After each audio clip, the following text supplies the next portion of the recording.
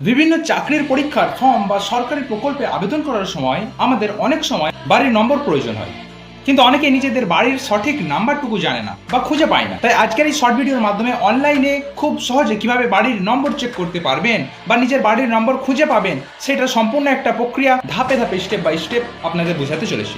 আজকের এই ভিডিওর মাধ্যমে বাড়ির নম্বর চেক করার সম্পূর্ণ প্রক্রিয়া সহজভাবে তুলে ধরবো। এর ফলে আপনারা ঘরে বসে খুব দ্রুত নিজের বাড়ির নাম্বার জেনে নিতে পারবেন এবং কোনো ধরনের সমস্যার সম্মুখীন না হয়ে সহজেই সম্পূর্ণ ফর্মটা ফিল আপ করে নিতে পারবেন। দেখে নিন, প্রথমে আপনাকে স্টেপ 1-এ যা করতে হবে না, সর্বপ্রথম আপনার গুগল ক্রোম ওপেন করে নিয়ে আপনাকে ভোটার কার্ড এইটা বলে সার্চ করতে হবে। এটা সার্চ করার পর এরকম টাইপের একটা কিন্তু ভোটার ইসিআই বলে একটা আপনার কাছে একটা সাইট ওপেন হয়ে যাবে। তো সেই সাইট ওপেন হওয়ার পর আপনাকে এই সাইটের মধ্যে কিন্তু ক্লিক করতে হবে। সাইটটিতে ক্লিক করার পর আপনার কাছে সাইটটি ওপেন হয়ে যাবে। স্টেপ 2, আপনাকে স্টেপ 2-এ বলা হয়েছে যে যখনই এই সাইটটা ওপেন হয়ে যাবে তখনই আপনি ডাউনলোড ইলেকটোরাল রোল বলে একটা কিন্তু অপশান খুলে যাচ্ছে। এরকম মতন কিন্তু একটা অপশান খুলে যাওয়ার পর আপনি এটাতে ক্লিক করবেন। ক্লিক বাটনে চাপ দেওয়ার পর আপনার পরবর্তী সাইট খুলে যাবে। আপনার কাছে এরকম একটা সাইট খুলে যাওয়ার পর স্টেট বলে একটা অপশান আসবে, সেখানে আপনি আপনার স্টেট বা রাজ্যকে আপনি সিলেক্ট করে দেবেন, অর্থাৎ ওয়েস্ট বেঙ্গল যেটা আছে সেটা লিখে দিবেন।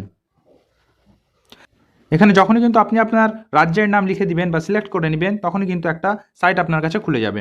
যখন আপনি আপনার রাজ্য সিলেক্ট করবেন বা স্টেট সিলেক্ট করবেন এবং ইয়ার সিলেক্ট করবেন, অর্থাৎ কোন বছরের দেখতে যাচ্ছেন, এবং আপনি আপনার ডিস্ট্রিক্ট বা জেলা সিলেক্ট করবেন।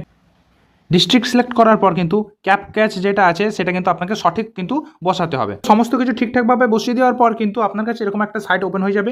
তখন সাইটটা ওপেন করার পর আপনাকে এই জায়গাটিতে, অর্থাৎ ঠিক এই জায়গাটিতে কিন্তু আপনাকে আপনার যে বুথ নাম্বার আছে সেটা কিন্তু সার্চ করতে হবে। লিখে টাইপ করে লেখার পর আপনার কাছে এরকম একটা ইন্টারফেস চলে আসবে, অর্থাৎ আপনার যেখানে আপনি ভোট দেন আপনার বুথ সেটা কিন্তু এখানে চলে আসবে।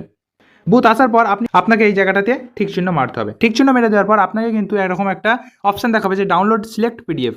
এই জায়গাটিতে আপনাকে ক্লিক করতে হবে। ডাউনলোড অপশানে ক্লিক করার পর আপনাকে কিন্তু এরকম একটা ক্যাপকাজ দেওয়া আছে, এই ক্যাপকাজটা আপনাকে পূরণ করতে হবে। সঠিকভাবে ক্যাপকাজটা পূরণ করার পর তারপরে ডাউনলোড অপশানে ক্লিক করার পর আপনার কাছে সাথে সাথে এরকম একটা অপশান খুলে যাবে। আপনার পিডিএফ আপনাকে ডাউনলোড করার জন্য এখানে শো করাবে। আপনি এখানটায় যদি ক্লিক করেন তখন আপনার পিডিএফটা ওপেন হয়ে যাবে এবং এরকম মতন দেখাবে।